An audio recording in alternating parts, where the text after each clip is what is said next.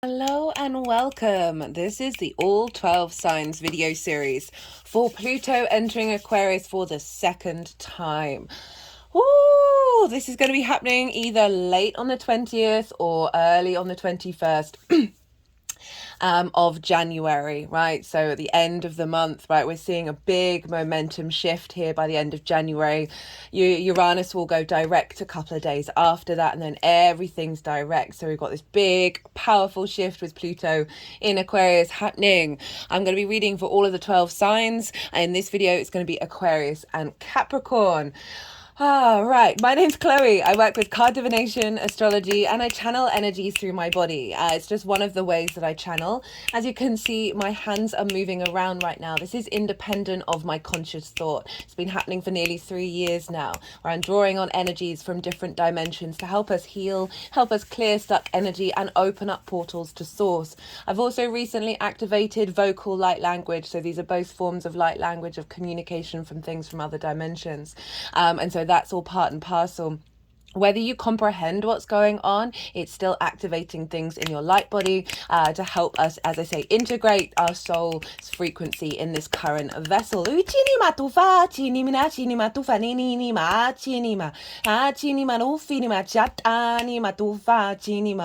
are going to be happening throughout. I just want to give a little warning, right? So I just did the Capricorn new moon video, and that was very much conjunct Pluto. And so the energies were coming through were there was an intensity, there was a magnetism to them, there was an element of power behind it. So the vocal light language can be a little bit much. Some of you got sensitive to that sort of thing. Just turn down the volume. I try and diminish the volume of it, but they've come out in the Capricorn moon with quite a lot of strength.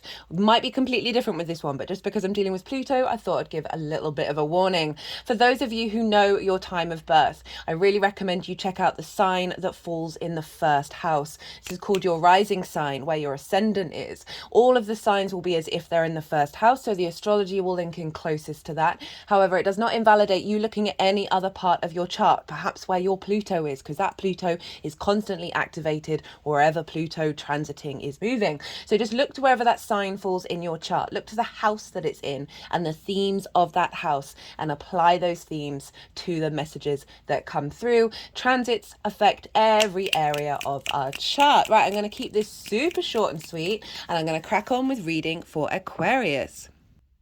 Aquarius rising. How you doing, Aquarius? Ooh, Pluto entering your sign, regardless of whether that falls in your chart.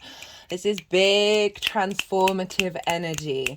This is a 20-year cycle here. So it's a big just there's power behind it, there's magnetism, there's an element of fear of things falling away and being composted and transformed. There's a real life transformation energy here for us all collectively.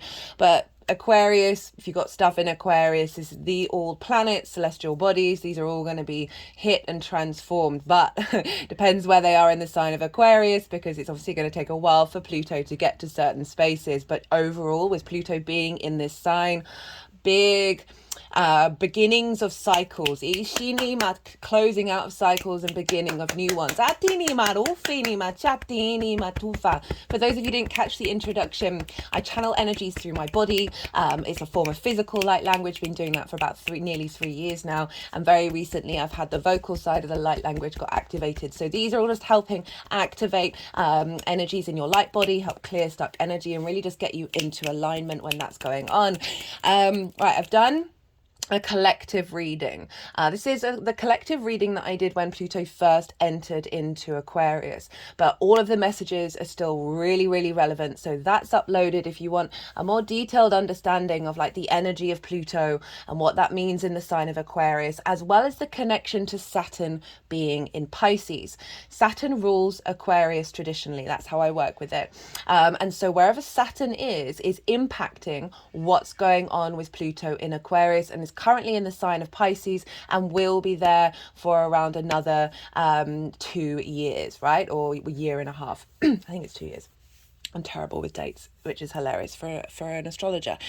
So Saturn in the sign of Pisces, which is ruled by Jupiter, sort of the benefic planet, is having a different effect than what we've had with Pluto being in Capricorn and Saturn being in its own signs for about 5-6 years, right?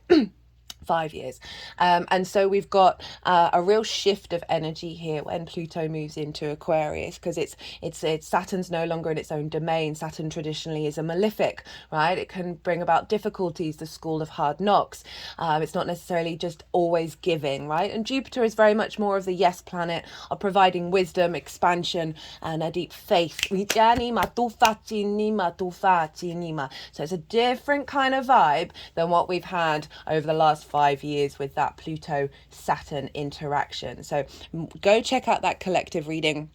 I really break down the mythology around Pluto as well as bringing in some of the themes around the planet. I break down some of the previous cycles of Saturn being in Pisces with Pluto being in Aquarius. And there's a lot of stuff around education and liberation. So that might be really useful, especially those with Aquarius rising, Sun, Moon. Those are going to be the big transformational energy. Mars, Venus, Mercury, all the same as well, like anything really, to be honest, let's be real. But you might really want to go check out that collective reading. Now in this reading, I'm doing something a little bit different to what I usually do. There's going to be 4 different piles. And hoping just 8 different key themes that I'm going to be bringing in. I'm doing 2 linked into Capricorn, what has been composted during that Capricorn phase. Pluto is linked into the cycles of life, death, and rebirth, and of composting, of really transforming and honoring the fact that we have both life and death, and then the rebirth again. Energy is constantly in flow. So what did that transit of Pluto in Capricorn compost? What did it release and transform? And then what did it transform into? So those are the 2 piles linked into Capricorn. And then I'll list these in the description box, and I'll mention them when it comes to the cards. The others are with Pluto in Aquarius. What is the challenge? What is the wisdom? What is the release? And what is the power? And then finally 2 more that are linked into the end of the transit. What is the apex? What is the pinnacle of what this is representing? And what is the gift that this is bringing to us?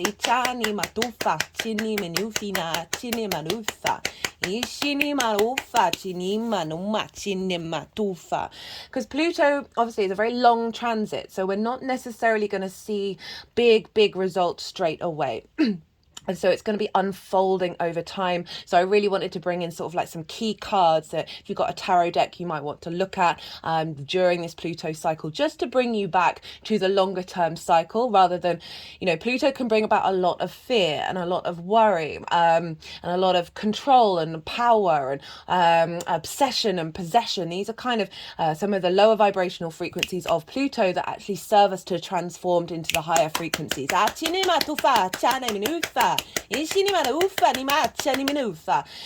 So just to bear that in mind when there are some big intense things going on. I've certainly seen that in people in terms of this Capricorn transit, of not knowing that that's what's going on, and really feeling that emotions and that intensity really loudly. Again, for me, astrology is all about perspective. It gave me perspective on not only my own life, the people around me, the world at large, and just allowed me to take a step back and not get consumed by things. Ooh, so let's see how this all plays out. I've not done something like this before. I'm on this channel, so hopefully it will all be in link. Let's just talk about Aquarius and Pluto, right? So we saw when Pluto ingressed into the sign of Aquarius, we saw I can't remember his name. He used to work for Google, was part of their AI team, and basically came out and said, we need to think about this. We need to worry. We actually need to worry about this, and in order to create a more safe structure. And loads of people were signing it, or that was a separate one. we've had the rise of ChatGTP, and into ChatGT. I always get that wrong. ChatGT. Yeah. Anyway, that one. We've had the rise of that. We've also had some. Yeah. There's things going on with that company.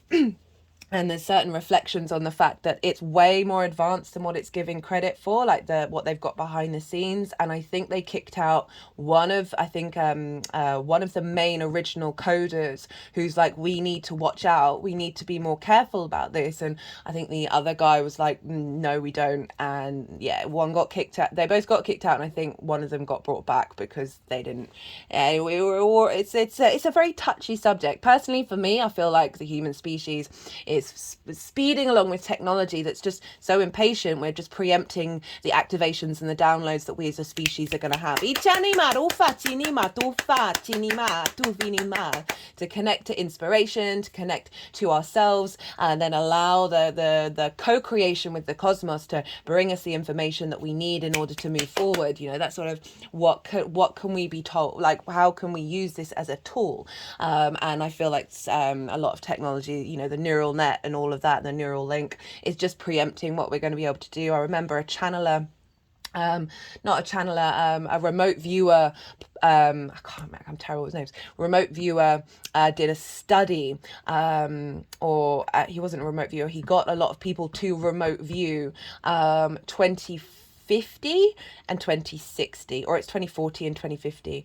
And one of the key things that he took away from, because he'd find out the generalizations between all of it, is that we're going to become more aware of karma, an understanding of the cycles, right? An understanding of our actions and the meanings behind them, and really allow us to see beyond dimensions, see into different frequencies, and realize that we need to be in more of an alignment. And this is so perfectly tied in with Pluto in Aquarius. Aquarius is an air sign. It's a collective air sign. This is universal truths. This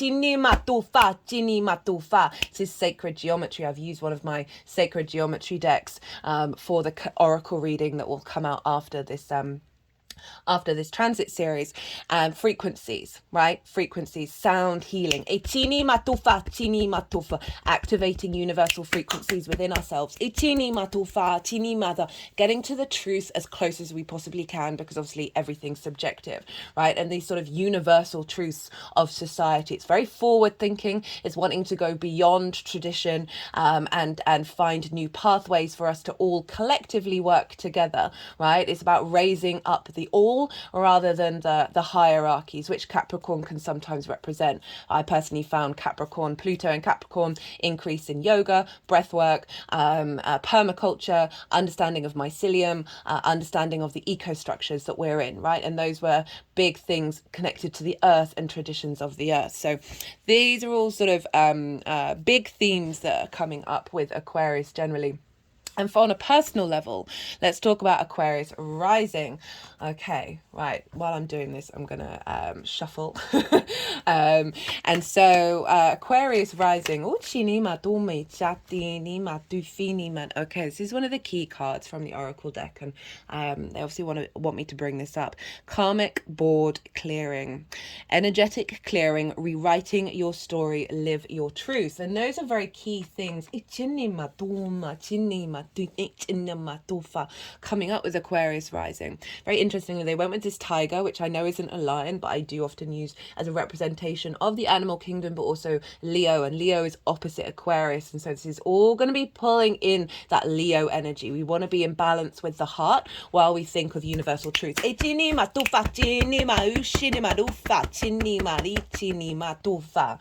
Right, so Aquarius rising, this is how you embody your sun or your moon in your actions and your deeds. This is how your moon, depends if you've got a day or a night chart, which luminary governs you.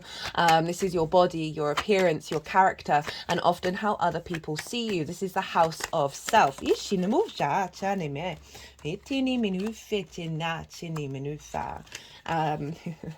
We'll see where they'll want to put them in the piles after we've finished shuffling. Itani matufina. So this is a transformational energy, a releasing of old versions of self that are no longer serving you. Finding a lot of power within yourself. Like people who have Pluto in the first house can often be very magnetic. There is something about them. There is a pull that they are just drawing people in, magnetism. So even though this may bring about a bit of fear of understanding who you are, and an anxiety around that of who, like maybe going too far into questioning yourself and realizing you don't even know who you are, that can lead to a bit of a sort of words of me today have not been getting on. Existential. Welcome to my brain. Sort of a break, like a crisis of self. But through those crises, you've got to break down to break through. I really don't want people to have fear over Pluto. I understand it brings up fear. But as I said, when we have that perspective of being able to step back and being like, okay, what is this trying to tell me? Rather than what is this? How is this? Why is this scaring me? And so... Pluto in the first, as I said, sort of transforming, composting who you are and transforming that into another next level. Is very raw instinctual power. So this sort of your drive to magnetize yourself and understand who you are in your embodiment of self. Coming from a very root space.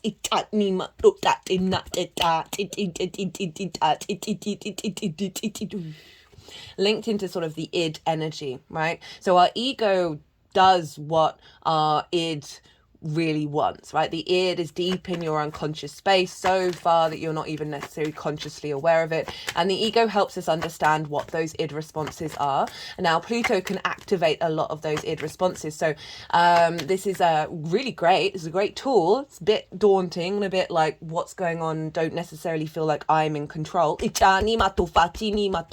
it's helping you bring about a sense of observation of what those things are and where do they come from and whether you want to keep them or not, or whether you think, okay, actually that's not a part of me, that's a part of my conditioning rather than my soul's frequency. So it's up to you to make those choices about how you want to navigate change over the next 20 years. For this reading, I'm doing up to when Pluto moves back into Capricorn, which is on the 20th of November. So we have February, March, April, May, June, July, August, September, October. We've got 10 months of Pluto being in Aquarius exactly, which is pretty wild. And these are the tools and the keys to help out with that. And because then Pluto's going to go back into Capricorn, and then head back into Aquarius. When is it? Should have written that down, shouldn't I? Apologies. Okay, so it's not the 20th of November. That's when Pluto goes back into Aquarius for the third and final time. So this is from 20th to 21st of January to the 1st of September. So not quite 10 months. That's 8 months? Yeah, around about 8 months. So these are the sort of the tools that I want to help us on this journey. And Pluto is also, bringing about the taboo and compulsion, and sort of allowing you to witness these things and see what they're digging up and what they mean to you. But the other side with that is sort of with Aquarius is what I feel is sort of more tantric engagement of that. Just taking our response mechanisms to a higher frequency. Achini matufa, chini matufini, achini marufa, ishini marufa, ishini matufina, achini mina, chini ufa, itina, ichini matini matufa.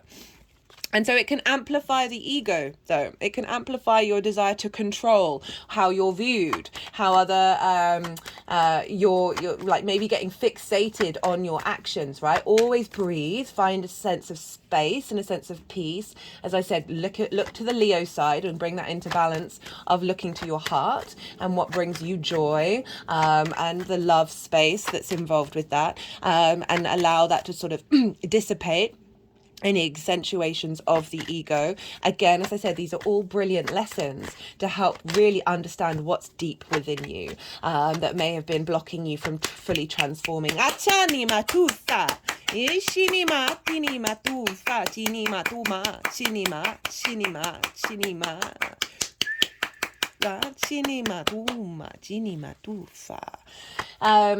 Saturn went through your sign Aquarius, right? So Saturn essentially strengthened your foundations and your own sense of authority and commitment and responsibility to yourself. I've seen that across the board with Aquarius risings, of like they're just more confident within themselves and more confident expressing their own authority and their own beliefs. And so Saturn really helped lay down the groundwork for this Pluto transit, of making sure that Saturn comes along and stress tests things in order to sort of knock down foundations that aren't going to serve you over the next 30 years. And now Pluto is now coming to give power and magnetism and transformation to what has already been transformed. So it's really building and building and building upon that Saturn transit. Itani matusa. Ishini marufa.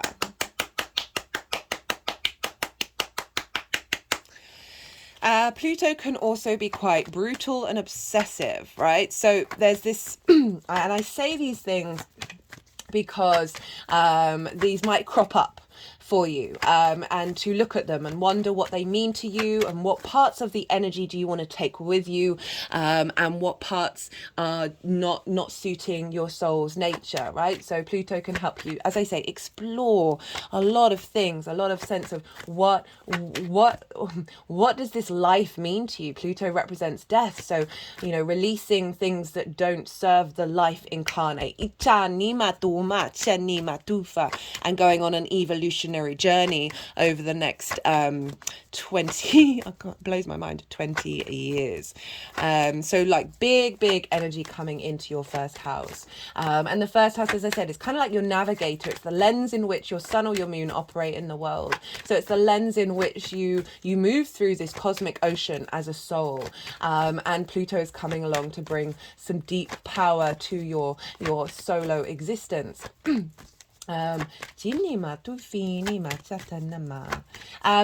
we want to look to where Saturn is, because Saturn is ruling Aquarius traditionally. I know modern astrologers use Uranus, but I just find using the outer solar system planets, I don't feel like they want to be bound so much to a sign. They can be found anywhere and everywhere. They're more galactic energy. The adaptability rather than the fixity of the 3D.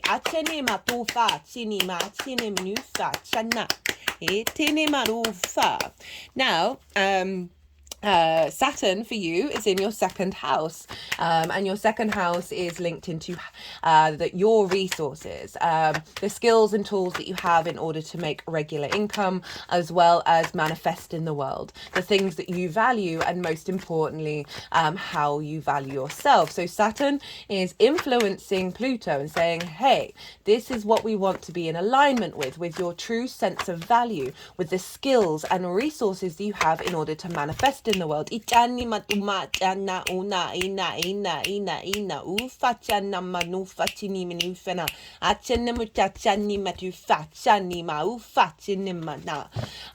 that in alignment so you're able to support yourself. I've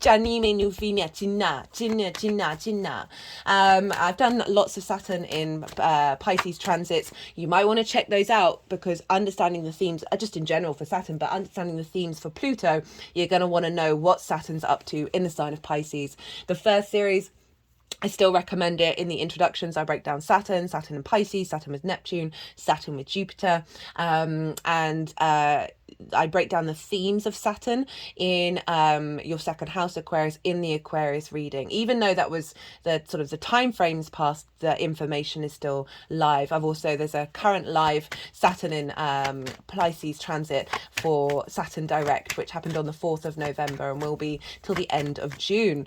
So that's still relevant. So essentially Saturn is giving you more duty and responsibility around this area, helping you understand your own authority. It could have caused limitations and blockages around these things in order to bring depth and a deeper understanding of your legacy.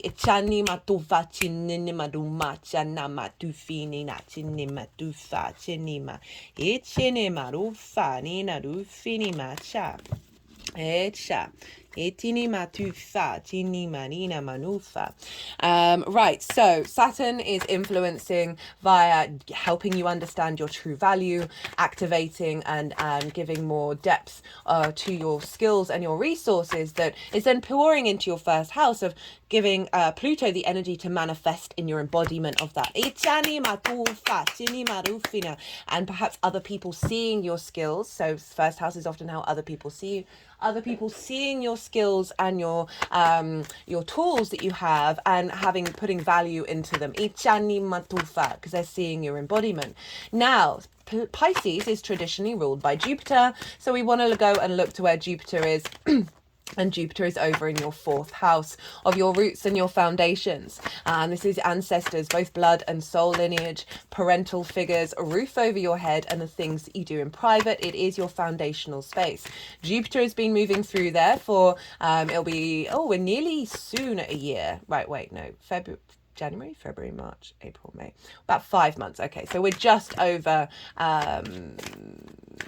half a year with that one, and then Jupiter will move signs. So we're going to have a switch. We're going to have a focus on your roots and your foundations of Jupiter providing wisdom, expansion, and a sense of generosity to your foundational space, to your understanding of your connection to your ancestors, your parental figures, and finding joy in your private life, but essentially establishing a real strength of faith and confidence in your foundational space that's feeding into Saturn, of activating a deeper sense of value because of that. And a deeper understanding, perhaps getting support from ancestors in terms of the skills and the resources that you have in order to make money. That's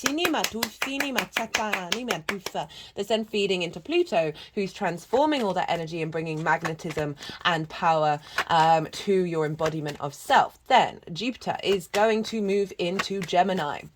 And this is in your 5th house of your creation energy, the house of joy. So we're going to have a switch up from a square to a trine. So we're going to have manifestation energy up until Jupiter moves into Gemini. And then we're going to get some wisdom, some expansion, some sort of integration happening here with Jupiter being in your 5th house of your creation energy. Everything that I'm going to say after this is linked from that creation energy. So fun, amusement, games, play, children, both your own, children you work with, literal creative things you've birthed into the world, as well as your inner child. This is the pleasure principle, and this is not just linked into romance, although romance and dating is definitely a part of the 5th house, but it's finding joy, finding pleasure in every area of your life. Now, Jupiter moving through there, very positive transit, are bringing more, you may have more focus on the fun of life during that transit, but also really tapping into the integration of your creation energy, right? So if there's been any blockages around children, being creative, finding joy, or what's the other one?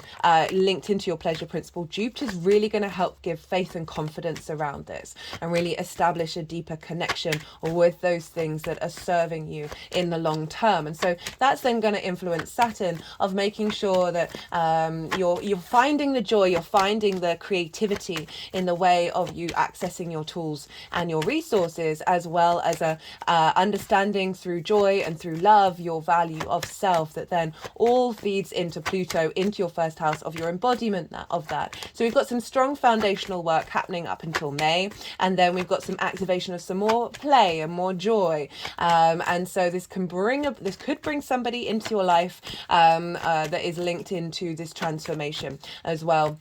that is in the fifth house. So those are definite themes that can show up for you with these transits. So, oh wow! And obviously, then after these outer planets are gonna Saturn's gonna move into Aries, and so that's going to be a different kettle of fish. While Jupiter is in Taurus, Venus's transits are going to also play a very significant role. So you might want to follow the transits of Venus. She's in the sign of Sagittarius, right at the ingress of so Pluto and the Sun are moving into your sign on the same day, which is absolutely wild. We've also got the moon over in Gemini trining this. So we've got the two luminaries activating wisdom and elevation with this integration right at the beginning of this Pluto ingress. So we're getting into alignment off straight off the bat.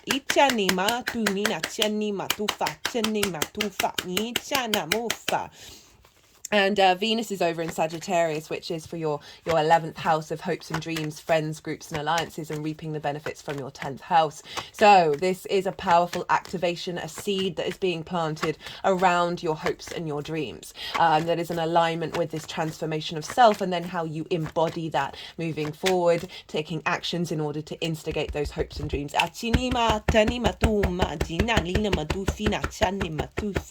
This is also the same day that Mercury goes beyond its retrograde cycle, and so this is a real big activation of everything that we've learned over that retrograde that went into Capricorn and Sagittarius, influencing this more direct motion that we're having at the end of January, where we're entering new cycles. As I said, Uranus is going to go direct as well at the end of the month, and then all the planets, after a very long period of constant retrogrades, is all going to have direct motion. So we're going to see some real momentum happen around this time.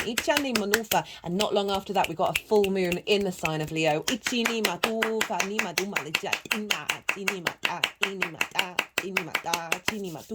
be the next transit series that I'm going to do.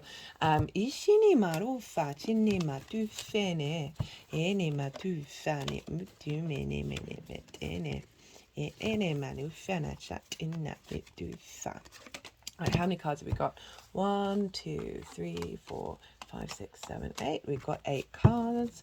Right, so we're going to put them, let the energies do what they want to do. So the first two piles here, they're going to be about Capricorn energy.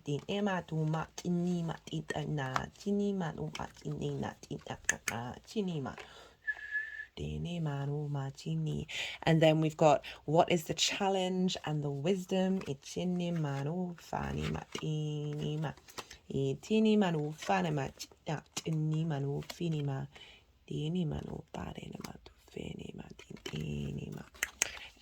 release and the power.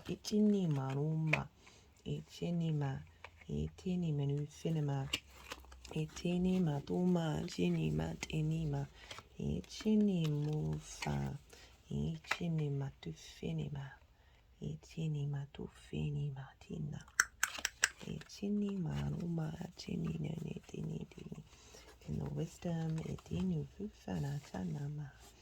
and the power. What is the apex? And the gift.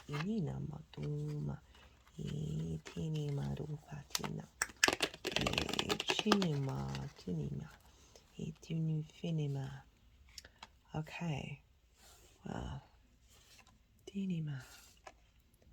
see how we're doing.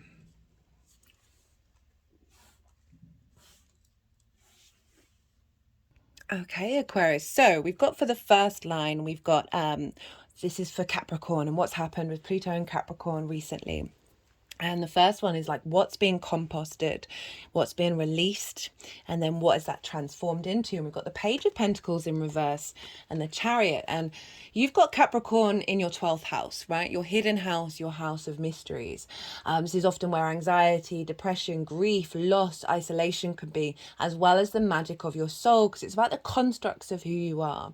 And I love that the Page of Pentacles has come up in reverse, because this is saying this is what's being cleared out of a blockage of being able able to access messages from your unconscious, ichini, from the magic of your soul. And perhaps a blockage around being able to see the clues, see the messages, and put in the hard work to understand what's going on in your unconscious space. So love that that's shown up in reverse of clearing out that blockage of being able to connect. Also, pages are very useful energy. They're very excitable. They're the so there's an element of clearing away any sort of heaviness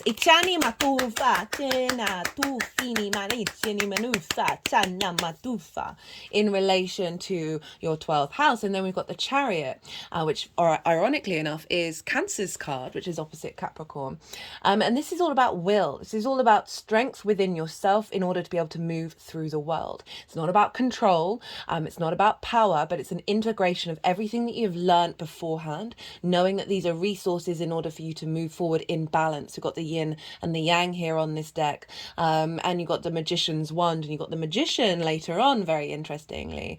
So this is, again, a sense of victory, a sense of being able to move through the underworld with confidence and ease. It's a very powerful card. That is saying, allowing you to have that confidence to move through those dark spaces and into the magic, and understand that they are all resources in order to now move forward into the next part of the cycle of the embodiment of that. Right, the next two are what is the challenge? And what is the wisdom?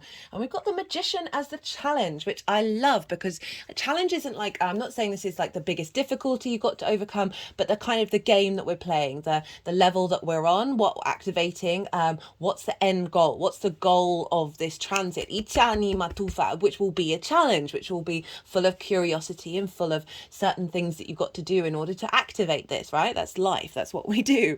And you've got the Magician, which is saying this is the challenge that you're working towards. That you're building up within yourself. The Magician it's an advantage. Even though the Magician comes before the Chariot, the Magician is able to utilize all those resources around them in order to manifest in the world. This is helping you move through the world with confidence, and this is about the manifestation of that. And if you think about how I was talking about Saturn in the second house of your skills and tools in order to manifest in the world, Jupiter in your fourth house of strengthening your foundations, and then moving into Gemini of the creative energy pouring through, that are helping you build your way towards becoming the Magician, your embodiment of so the understanding the ebb and the flow of everything around you, and understanding, I need just a little bit of this and a little bit of that in order to create magic. And this is going to be about frequencies. Now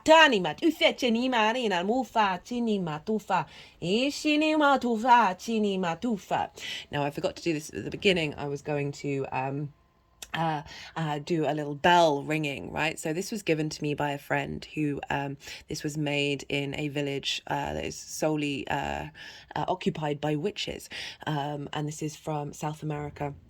And it's got quite a loud bell to it, so just want to give that as a warning. And I just feel I want to just ring the bell over the Magician.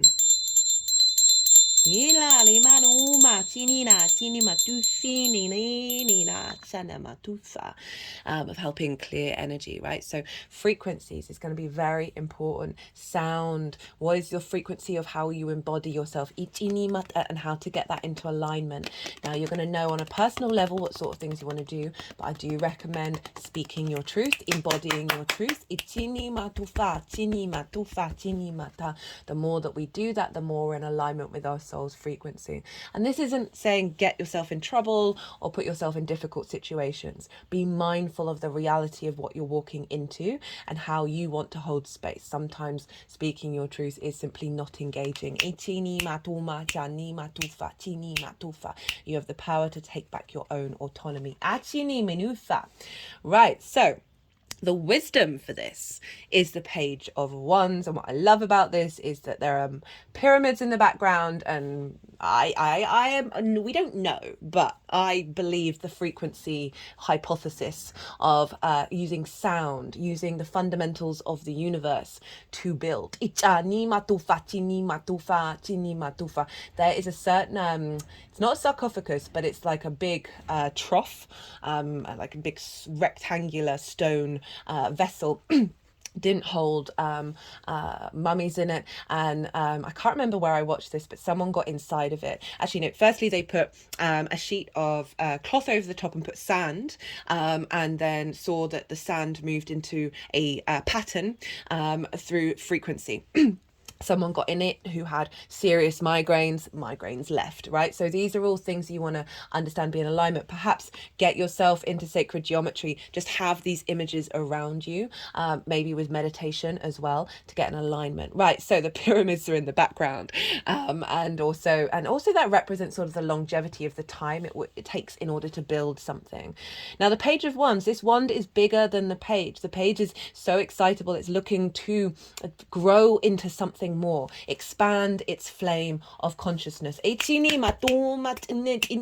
very positive energy, and it's got salamanders on it, and salamanders were believed to be able to walk through fire and not be burnt, so there's an element of protection here. Again, pages, they are very excitable, very youthful energy, and so it's saying tackle this with joy. Tackle this with a sort of new eyes looking at things, and because you might miss things that are part of different frequencies and dimensions that are going beyond the normal, that Pluto is trying to bring in to help activate and bring in those higher frequencies into you.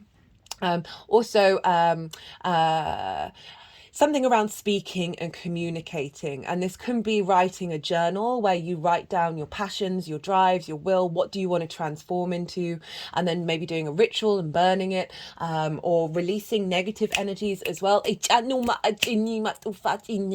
doing an element of burning while humming or chanting can be a really good way of tapping into frequencies, as well as maybe playing frequencies in the background while you do so that are activating integration and composting. There may be messages coming from fire signs, right, that are helping you understand deep within you of being able to access those resources that are part of your essential Aquarian energy of tapping into universal truths. This may be going to somewhere that is has a higher temperature than what you're used to, in order to activate certain downloads. Or at least envisaging yourself in the desert, the sense of vast expansion where there doesn't seem like there's anything there. Fear can come in there, and realizing, remember, you've got the Chariot behind you and the magician of what you're striving for, of tapping in to those elementals that hold the building blocks of the universe.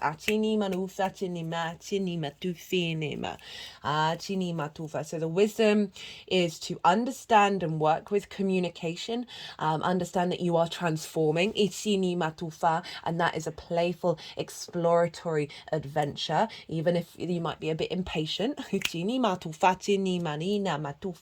of working with communication, bringing what brings you passion and drive in the way that you express yourself. And those moments perhaps when you don't feel that, and those are the moments to stay still and be quiet, and observe and see what is around you, and see if that's just an energetic field you want to be a part of. Really understanding, how do you embody yourself, like what moves you. Now we've got what is the release and what is the power. We've got two major arcana. We've got the Tower for the release, not surprising, and we've got Temperance for the power. So the release is what is being let go of during this process, and we've got the thing that sort of symbolizes that in its strongest form is the Tower. Tower can be quite scary, but it's one of the most powerful, beautiful, liberating cards in the deck. It is taking down that top structure and getting you to the root, right? You see these mermaids are heading down to the root. Very interestingly, they're in an ocean. Pisces, where Saturn is typically linked into the ocean, of getting to the root of your skills and your resources.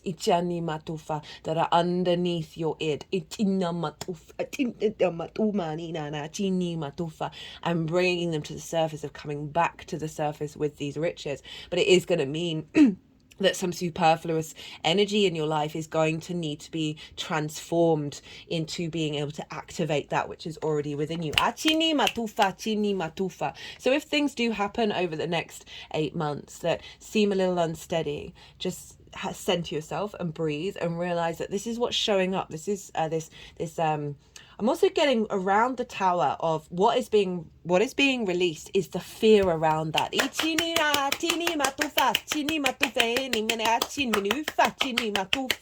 Of having the power within yourself to understand those tower moments and realize that they are transitory. And that brings such depth of confidence, thinking about Jupiter in the 4th house of your foundational space, right? Of giving you that stability within yourself, Saturn making sure you understand yourself, you understand how to value yourself, and having skills that are going to last the test of time.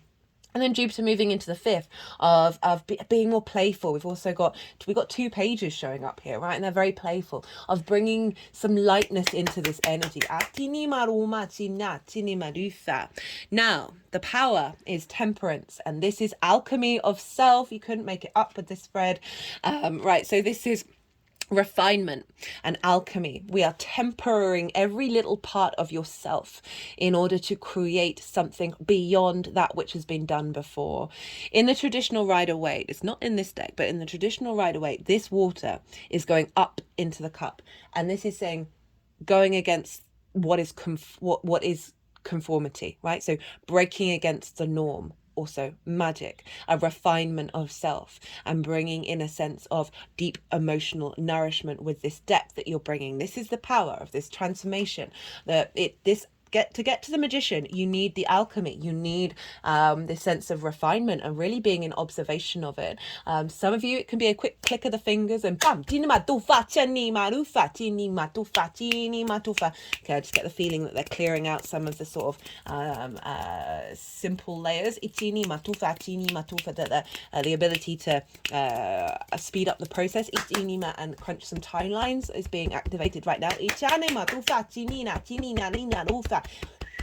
It might be really helpful to have the temperance card around during this transit. Itini matufa, I'm really reminding yourself to come back to that, because that is where your power lies. Itani matufa. Now we've got what is the apex, so what is the pinnacle of this transit, and we've got the Knight of Cups, which I love for the 1st house. So the Knight of Cups is the big romantic, right? This isn't just about love of another person on a intimate level. This is about going through life with a little more ease and a little more love and a little more creativity, activating your intuition and being able to be a bit more playful and light on your feet. We've got the head and the feet being able to move fast, connected into the heart, or being able to glide.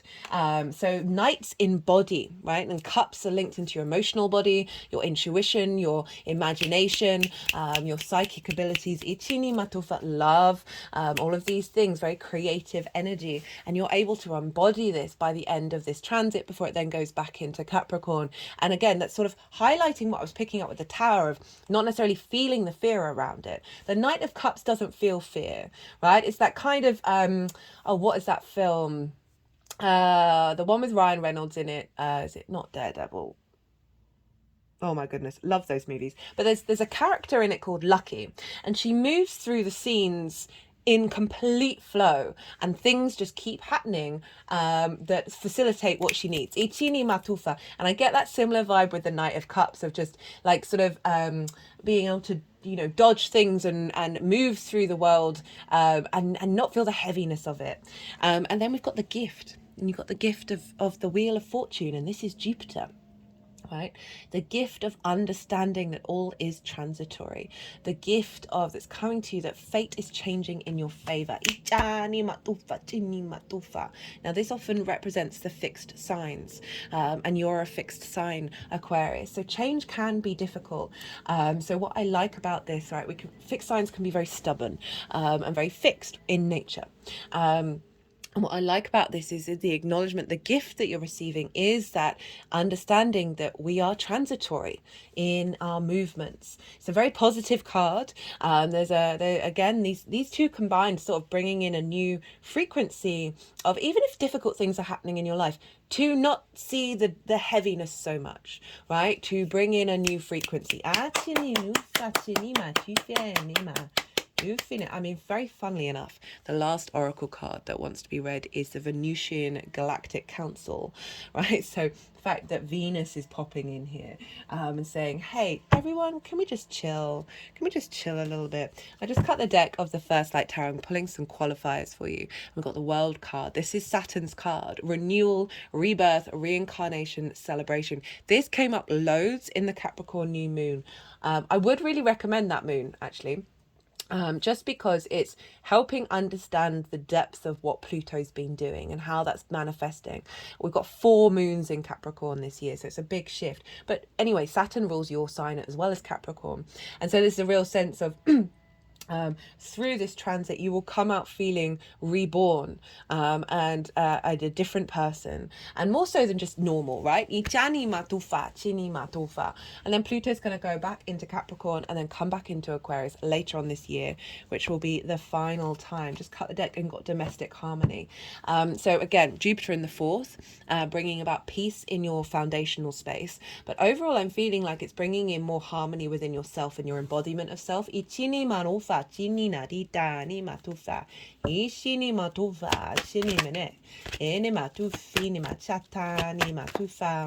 Again, just overall a bit more ease, a bit more, which you wouldn't expect from Pluto, right? Pluto can be quite unforgiving, quite relentless, quite brutal, and that's not the energy that I'm getting through for you, Aquarius. And if these things are happening, these are the skills and the tools that you need to utilize in order, and the perspectives in order to break free of those things.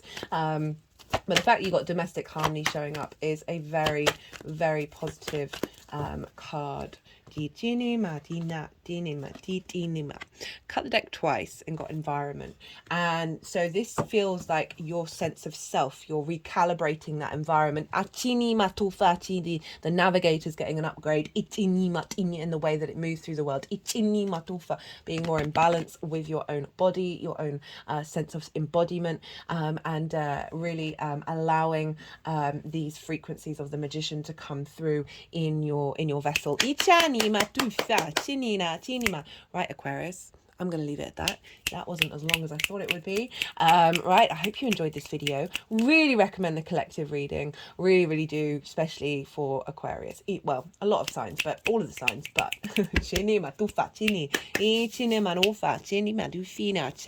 good luck out there, Aquarius. Be good to yourselves. Be good to those around you. And most importantly, be well until we meet again.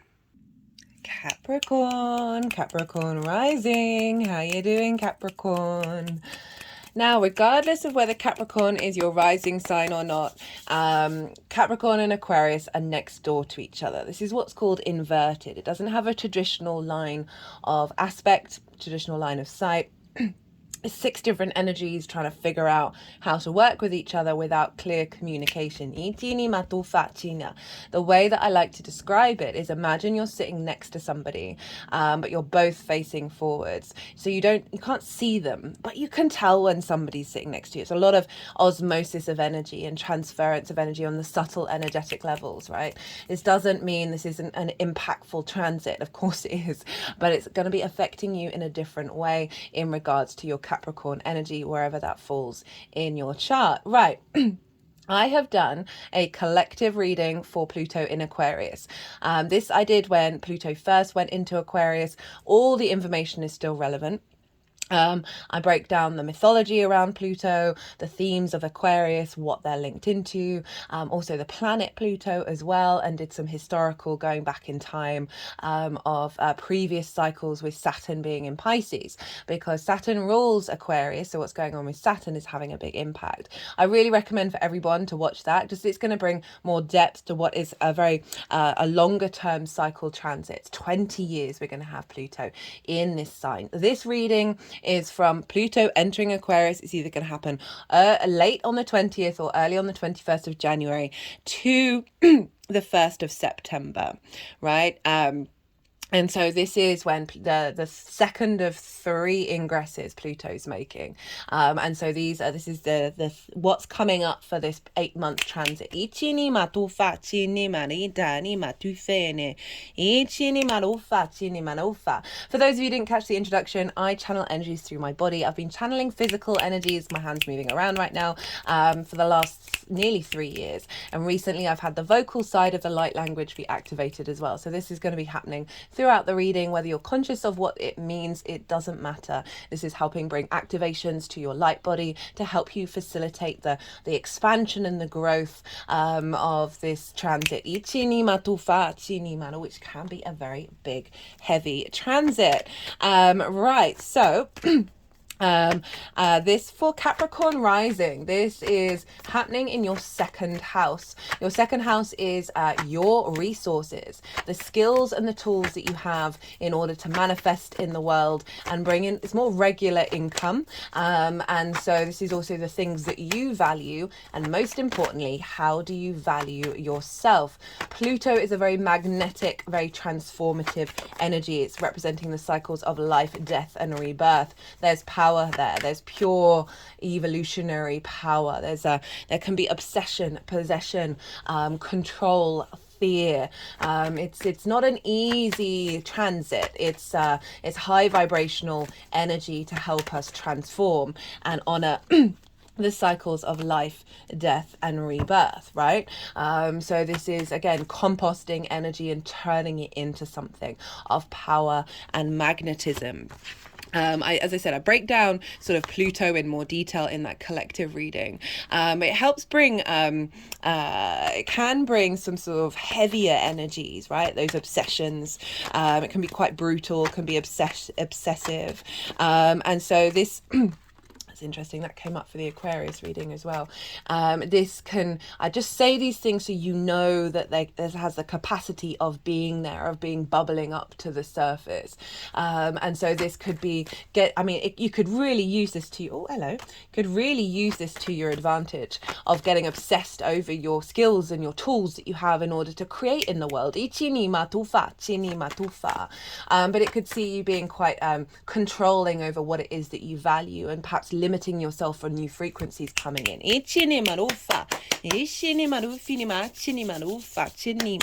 Can bring up taboo aspects. So there may be sort of this element of it being taboo for you to truly value yourself. And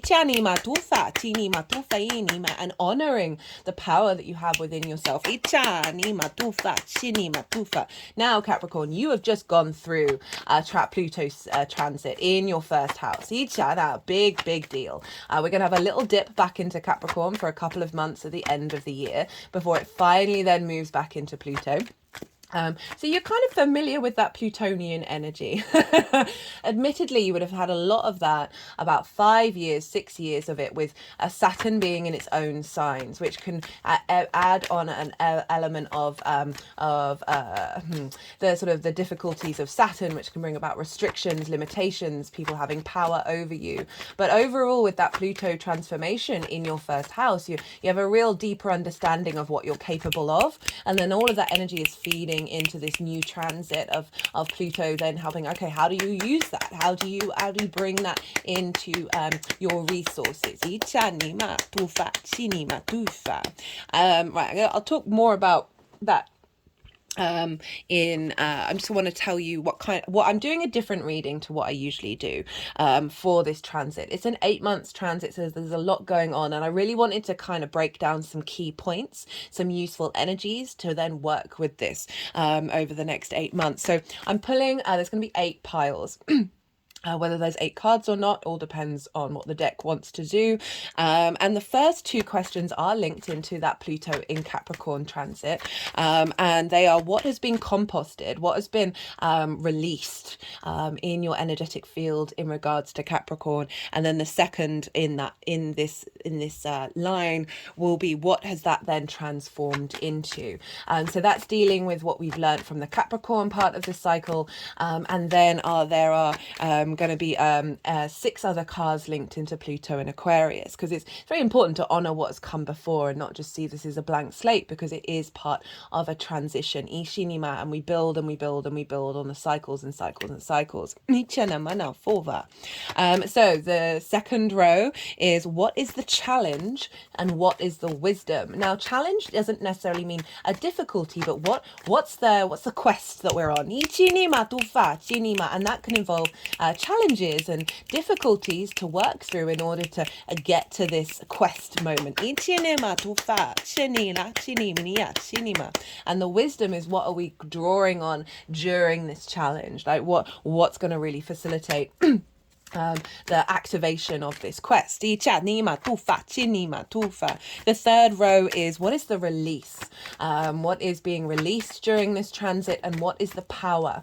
Okay, so what power is that activating? The fourth row is, what is the apex? What is all of this is in the description box. I've written it all out, and I will mention the themes when I come to the cards as well, because I know there's a lot going on. And the last 2 cards are, what are the apex? What is the peak of this transit, and where is it headed? And then what is the gift that you're taking with this transit into the next cycle, which will obviously be that 2 months of Pluto being back in the sign of Capricorn. So those are going to be the 8 different themes that are showing up in this reading. So let's go back and look a bit more at the astrology. Right, so this is Pluto in Aquarius, as I said, transforming your skills and your resources, and activating a deeper understanding of what they mean to you. And that can bring about, it can lead to some difficult times. I can't really step away from this. I've witnessed in others who don't know astrology and don't realize that what Pluto is the impact that it's having on them, and I've seen them not be able to handle it very well. And I always try and create it's usually people who are like, I don't believe in astrology, I'm not even going to listen to what you have to say. So I have to word how I talk about these things with others, certainly, in that regard, that just trying to give support of that, because it's all about perspective. That's why I love astrology. It helped give perspective to myself, the people around me, the world at large, and just meant I was able to breathe and take a step back, rather than, Pluto can be very intense, and it can disrupt energies. And also there's the element of the dead, of things dying and decaying, and what does that mean for you? And perhaps they might be things that you want to hold on to that actually aren't going to serve you in the long term. So I do just mention the sort of the heaviness around Pluto in that second house. There might be something around resources, so I would be mindful certainly to a degree. Obviously don't limit yourself and hide away from everything, but just be mindful of your resources and realize that there may be some situations that fall away in order to activate other skills and tools and a different direction that you may go on using them. But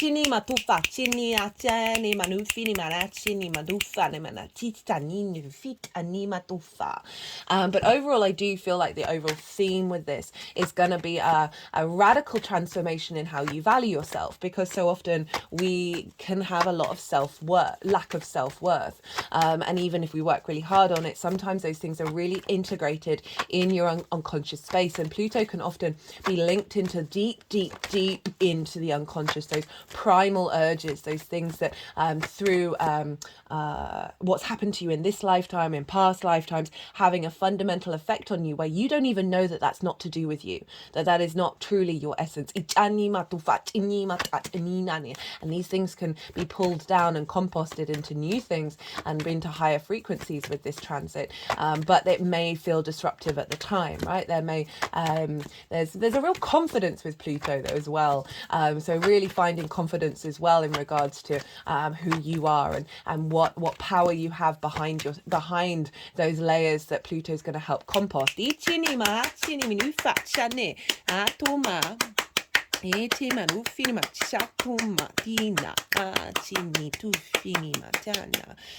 So just saying those things to be mindful of the reality of a Pluto transit, which can be very intense. So it's your perspective around that intensity. Oh, when did they come out? No, they don't want them. It's two other fives. We'll see if they want to come out again.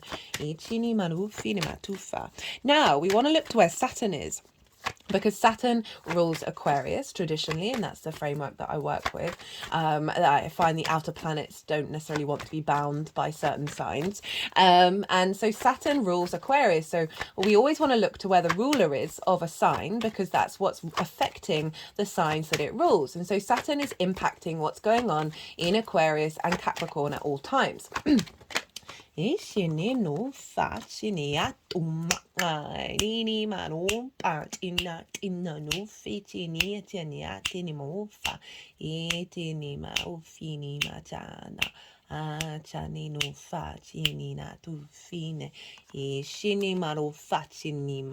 It's really interesting that they're picking up these cards. They're going to be laid out, they're going to move them around when all the cards are out, but the fact that we've got the Five of Pentacles, which represents scarcity, which is and feeling left out in the cold and sort of not necessarily having the resources that you need, right? And that's kind of what I'd forgotten that card was there, crossed with the Emperor, of through this journey, right, of clearing out the scarcity mindset.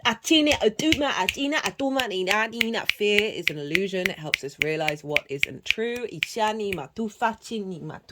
You have all the power within you.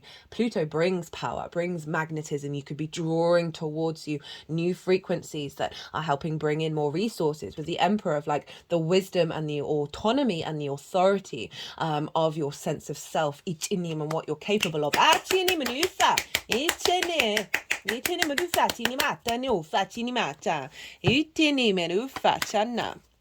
Okay, so Saturn rules Aquarius. So whatever's going on with Saturn and where Saturn is impacting what's going on with this Pluto transit. Saturn is going to be in the sign of Pisces till February 2026. I've done 3 Saturn transit series. They're all in their own playlist. They're really easily accessible. For those of you who might not have seen them, just in general, just to know what's going on with Saturn, because Saturn can also be a difficult transit. But with this influence on Pluto, it's also super important. So the first series is still relevant. In the introductions, I talk about Saturn in Pisces, Saturn with Neptune, Saturn with Jupiter. But I talk about the themes of Saturn being in the 3rd house for you, Capricorn, in way more detail, even though the time frame we've now moved on. The second series I did was the retrograde, and the 3rd series is live now of the direct motion. So you might want to go and check out what Saturn's up to in order to understand how that's influencing Pluto. So Saturn is in your 3rd house. It sextiles your Capricorn energy, which is an aspect of Venus.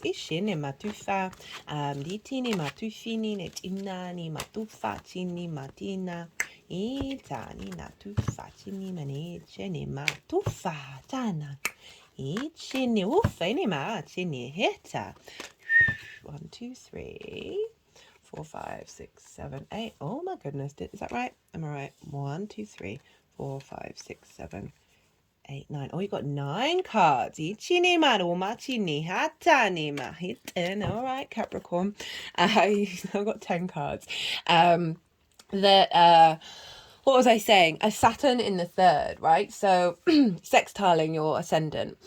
which is an aspect of Venus wanting to bring connection, diplomacy, grace, connection. I think I just said that, didn't I? Creativity, love, desire, all of those things. So Saturn is harmonizing your ascendant and your embodiment of self, right? The first house is how you embody your sun or your moon in your actions and your deeds, right? It's often the lens in which other people see you, because they see that outward expression of whether or your sun or your moon, depends if you've got a day or a night chart. It's your body, it's your appearance, your vitality. And so Saturn is sextiling that, supporting that energy. Pluto is through osmosis pouring back in the subtle energetic fields into your embodiment of this rediscovery and deepening of your value, right? I talked in the collective reading about Pluto in Aquarius for me is frequency. Aquarius is an air sign. It's the collective universal truths. It can be an element of utopia, of looking beyond traditional things and wanting the collective to be in union. And supporting one another. It's very egalitarian. And so Saturn in your third house of your environment, your day-to-day. It's the house of the goddess. It's bringing meaning from the ninth house into the third, into your day-to-day practice. It's also the way that you communicate. It's linked into schools, short distance trips, and learning things for the first time, right? So Saturn moving through there is giving you a stronger sense of authority in your local community, in your environment, giving a deepening of commitment to the way that you communicate. It's the lens in which you communicate through. So Mercury is collecting that information, and the third house is how you express it, which is Pisces, right? So very different vibe being in Pisces, Saturn being in Pisces in the last 6 years of it being in its own sign, which can bring about more restrictions, limitations, authority. We don't have that in the same force with this one. And Saturn for me is like in Pisces, of giving structure to the ocean of magic that we live in. Saturn is linked into commitment, responsibility, due diligence, integrity. Walk your talk with Saturn, and then it's less likely to shake your world up too much. And with that integrity, connecting to your legacy. So you're finding ways in your environment, in your day-to-day, that's helping you connect to those things, that's building a new, stronger foundation of then how you communicate that meaning. So Saturn influencing Aquarius and Pluto. So Pluto's transforming the sense of self-worth and bringing up new resources around your gifts and your talents. And Saturn is allowing this strength of your environment for you to play in with this experience of self, and influencing the way that you communicate, perhaps that magnetism of the way that you express yourself, being empowered in a cycle loop with Pluto being in Aquarius. You may find limitations around your environment. I say this with just with caution. I'm not saying this is across the board for everyone, but certain things can crop up with these dynamics. Of bringing limitations and sort of magnetism of emotional response that you have to it, that can then bring about transformation. But you can also take a step back and realize, okay, what is this trying to teach me? What am I trying to learn from this? Is this the right environment I want to be in? Are they recognizing my skills? Or is this now also being really recognized and really supported by your environment that's facilitating this transformation? However, Saturn is ruled in Pisces, which is ruled by Jupiter, so we want to look to where Jupiter is for these transits until Saturn moves into Aries. And Jupiter's in Taurus at the moment, which is trining your Capricorn energy, bringing about a sense of wisdom and embodiment, a sense of faith and knowing, expansion when it comes to your creation energy, the house of joy, play, games, amusement, art, creating things from your individual spirit. It doesn't just have to be music or art, it can be absolutely anything. Children, both your own children you work with, inner child, as well as creative things you birth into the world. It's linked into pleasure and romance, but pleasure pleasure can be found everywhere. It doesn't just have to be in romance. And so Jupiter is expanding there, bringing some more joy into your life, bringing a sense of creativity into your life. That's then feeding into your local environment, feeding into the way that you communicate, which is then, I really feel, helping activate these skills and resources and tools that you have from a really creative, beautiful space.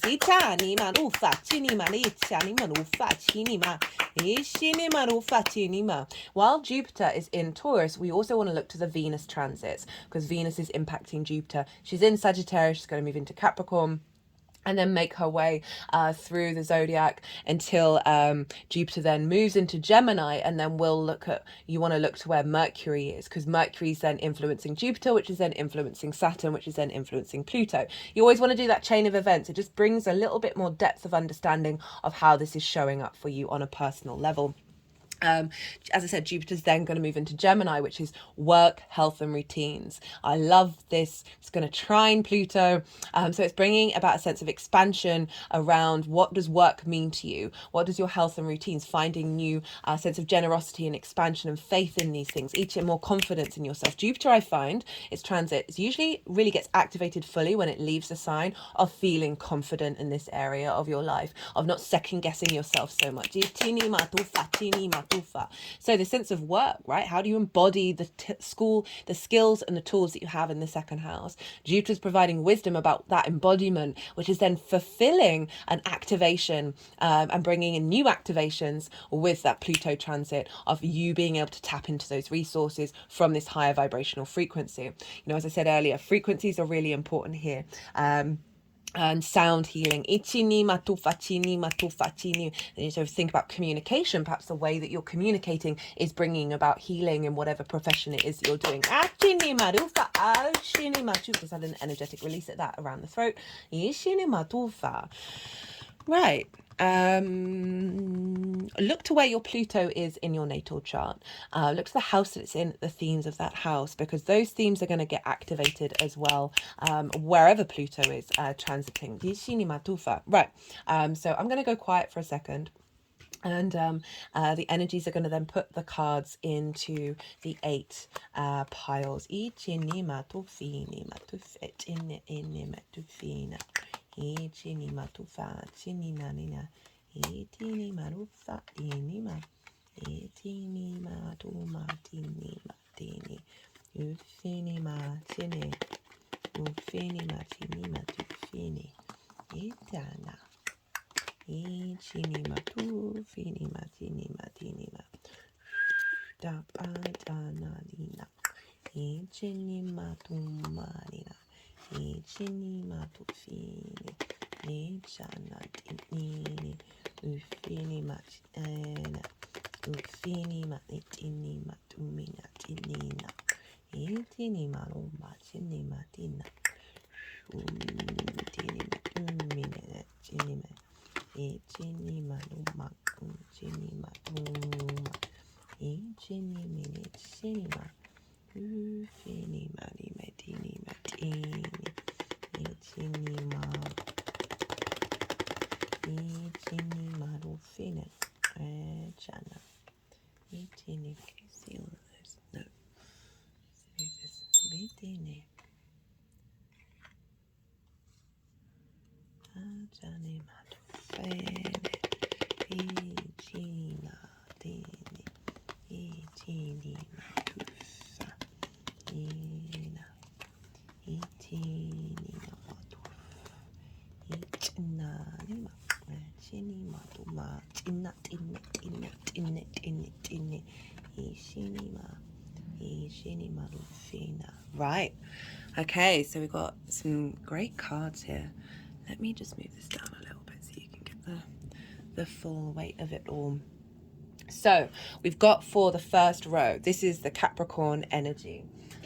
And so we've got what has been composted, so what has been released, what has been transformed, that energy's been transformed, and what is that being transformed into? And we've got the 6 of Swords with the Emperor.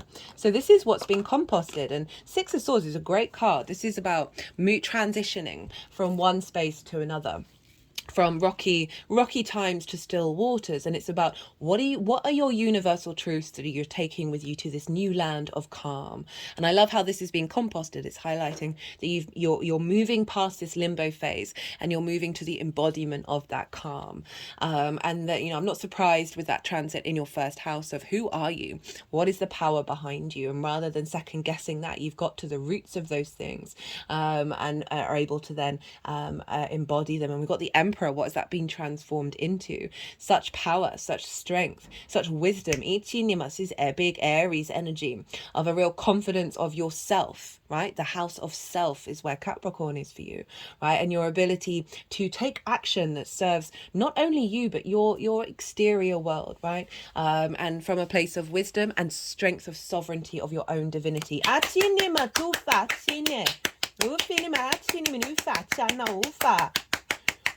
Tinima. Oh, tinima tu fatina. And then for the second row, we've got what is the challenge, right? Remember that quest. It's not like it's not the difficulties. It's things that will arise through that, through exploring with what the quest is. And then we've got what is the wisdom. And so we've got the 9 of Pentacles, which is amazing for the second house. So this is what we're sort of striving for. This is what you're going to be exploring over the next 8 months. This figure, Pentacles, great for the second house of like how you bring in your money, the resources that you have, and also self-worth. This figure is very independent. They know what they need to do in order to bring themselves abundance into their life. And this can mean not people pleasing, not doing the things that you feel obligated to do, but knowing very clearly and very calmly what it is that you need, the actions that you need to take for long-term abundance. They're sort of moving around the third eye at the moment. Helping you be able to see clearly, intuitively, around the throat chakra, speaking your truth. Again, this is a really important thing with Aquarius, of speaking your truth in order to activate high vibrational frequencies. And like, it's walking your talk, acting with integrity. Now, I'm not saying get yourself into difficult situations, be aware of like your spider sense of like, okay, when is a good time to speak and when is not, right? And you can speak your truth by just extracting yourself from a situation, or simply not engaging in the energy. You can still be in the situation but not engaging with it.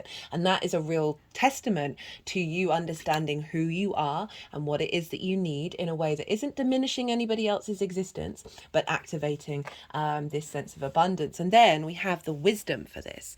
And this is Saturn's card. This is the world. Know thyself and the world will open up to you. So this is the wisdom that you're being called to look at, right? And that's sort of repeating everything that I've just said, even though I'd kind of forgotten that the world was there. Of the more that you know yourself truly, the less boundaries you need, right? Saturn can link into boundaries in order that I find that the more that Saturn will bring up boundaries, the more you start questioning yourself and what do you need in your life. Saturn's not necessarily a sensitive sign, a sensitive planet, and allowing things to not touch you in the way, right?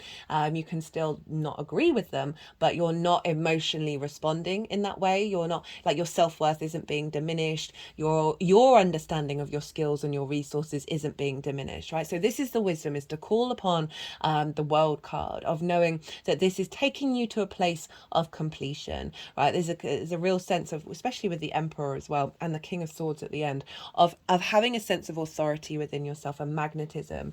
And the more that you come back to yourself, come back to your inherent frequency, the more the world is going to open up to you in terms of your ability to utilize your skills and your resources in the world and bring in manifestation. So when there's heaviness, if there are difficult situations that show up, is to reconnect back to yourself, not to fear, but to your eternal abundance. Right, so the next aisle, we have the release and the power. Now we've got two cards here with the Tower card for the release. So This is what's being released over this transit. And interestingly, this showed up for Aquarius in the same position. So we've got the Four of Swords in reverse and the Five of Pentacles in reverse. So this is what's being released. And I feel, you know, this card is very much knowing that you are held by something bigger than yourself, right? And in reverse, what I'm feeling for this one is a removal of that not feeling that you are held by something bigger than yourself, right? Of knowing your value, and not feeling isolated from it, and finding clarity in the wounds that you have faced, and being reborn and going out into the world, expressing it. So that's what's being released with this card. And we've got the Five of Pentacles, releasing that scarcity and that fear mindset that I was talking about, right? Linked into not having the resources you need. That too is being pulled down and released. And we've got the Tower card, which is pulling down these structures of not knowing your value, not feeling you have the resources that you need in order to thrive in the world. And the Tower card is pulling those structures down. I love the Tower card. I think it's a very powerful energy. It's clearing away the top of the tower, not the foundational space. Pluto can often be linked into the power that is deep, deep, deep, deep within us, right? These mermaids are swimming down to reclaim that power and then bring it back to the surface. Very interestingly, obviously Saturn, the ruler of this sign, is in Pisces, which is traditionally linked into the ocean, and they're under the ocean where these riches, Pluto's often linked into the riches under that cannot be seen, that are being revealed. So there may be some difficult situations that show up that are helping you get to this space and navigate into it, but it still may feel difficult at the time. Just bear that in mind, that Pluto has the capacity to transform, and sometimes it's not always an easy journey. It may well be, but I just want to qualify that it definitely has the capacity to not be so. The power during these moments is internal gratitude, internal emotional fulfillment despite what's going on around you. Imagine every area of your life you feel emotionally overjoyed and in a state of abundance. This can help you really tap into what might be pulled down. This is also the power that's coming through from this transformation. That because of clearing down this energy, right, you're then activating wish energy. Nine of Cups is really, really positive card. And so that is the power to go into, right, rather than fear. This is abundance rather than fear. Fear is just a helpful tool to help us show what is an illusion, and not the true essence of the universe. And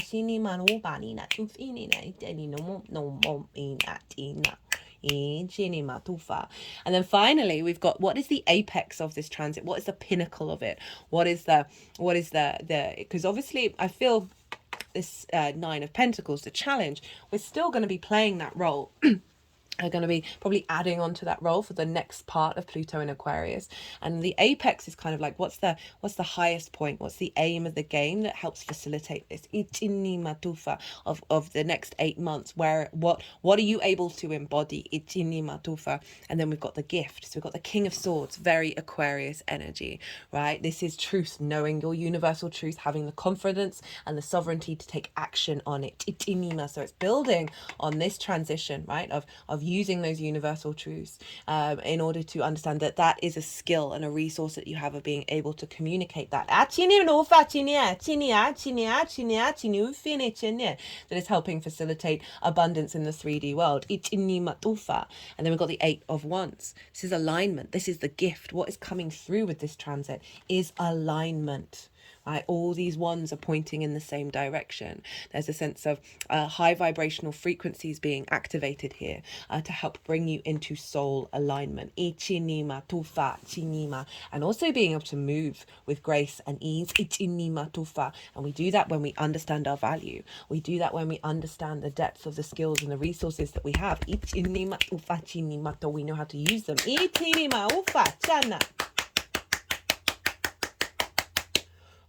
Right, let's get some qualifiers. Let's see what wants to come through for my lovely Capricorns.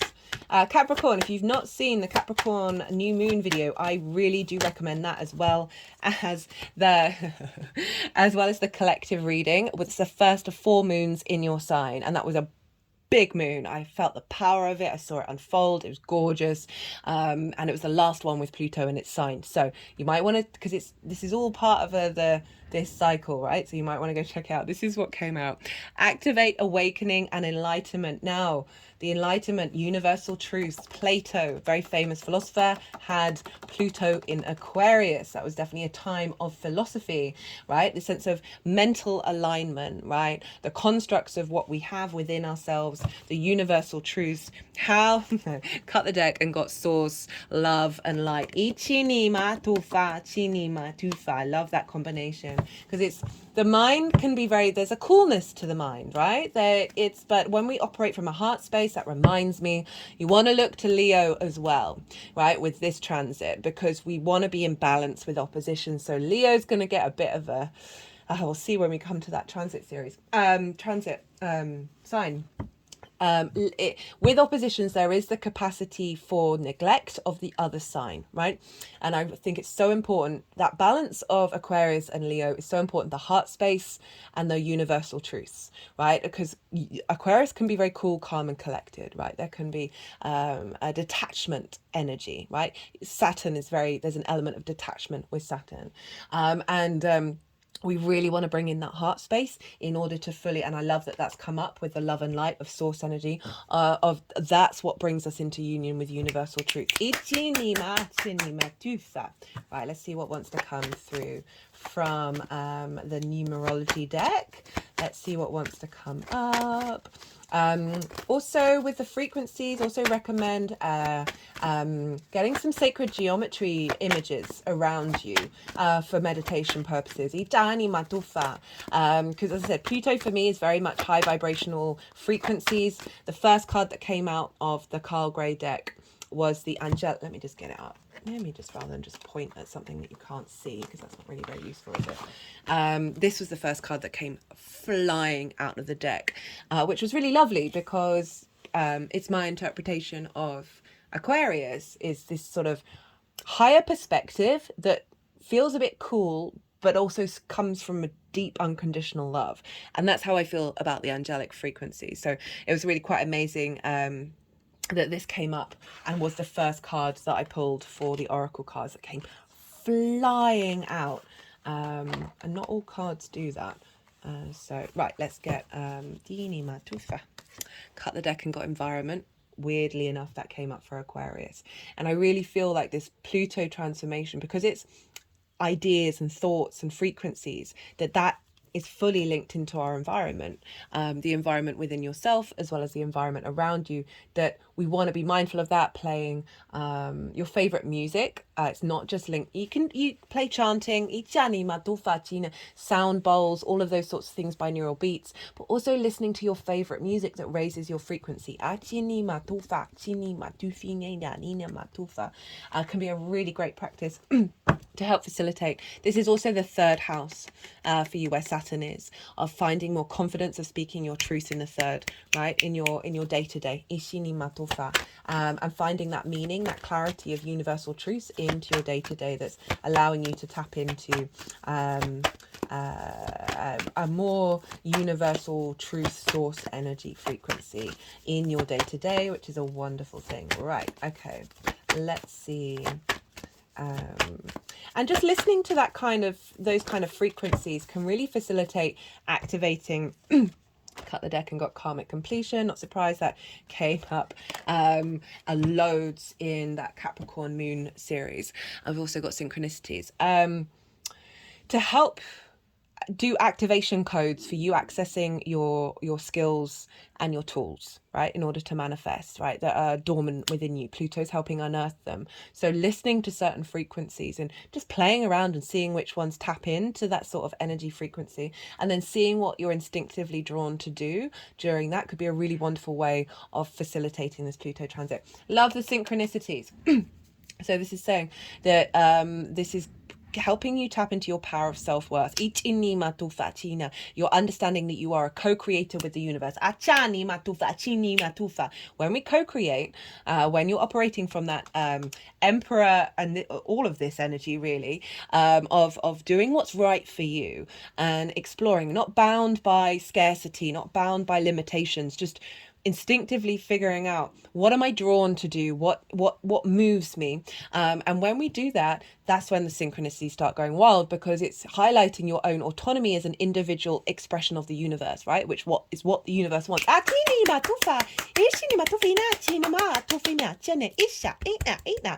And so this can really, when the synchronicities are popping up, it can help you understand what's going on with Pluto and where you might want to then start heading down that path. Beautiful spread, Capricorn. I so enjoyed that. There will be an oracle card reading after this transit series, so I hope you enjoy. Be good to yourself, Capricorn. Be good to those around you, and most importantly, be well until we meet again.